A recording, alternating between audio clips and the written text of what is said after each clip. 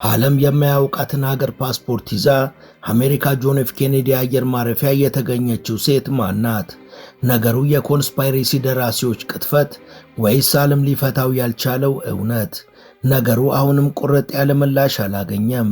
በኤርፖርት ውስጥ የነበሩ የኢሚግሬሽን ሰራተኞች ቶራንዛ የሚል የአገር ስም የተጻፈበትን ፓስፖርቷን ስትሰጣቸው ያዩትን ለማመን ተቸግረው ነበር። ፓስፖርቱ ሲታይ ፈጽሞ ፎርጅድ አይመስልም። በጥንቃቄ ዲዛይን ተደርጓል። በከፍተኛ ጥራትም የተሰራ ነው። ማህተሞቹና ጽሑፎቹም የሚያሳምኑ ናቸው። የፓስፖርቱ ገጾች ሲገለጡም የጃፓን፣ የስፔንና የብራዚል ቪዛዎች ተመተውበታል። ሁሉም ቪዛዎች በጥራት የተመቱና ጥርጣሬ ውስጥ የሚከቱ አይደሉም። ነገር ግን የኢሚግሬሽን ሰራተኞች ስሟንና ፓስፖርቷን ወደ መረጃ ቋታቸው ሲያስገቡ የሚያገኙት ምላሽ ኖ ሪከርድ ፋውንድ የሚል ነው። ወይም ደግሞ ከዚህ ስምና ፓስፖርት ጋር የሚመሳሰል ምንም አይነት ማስረጃ የለም የሚል ምላሽን ያገኛሉ።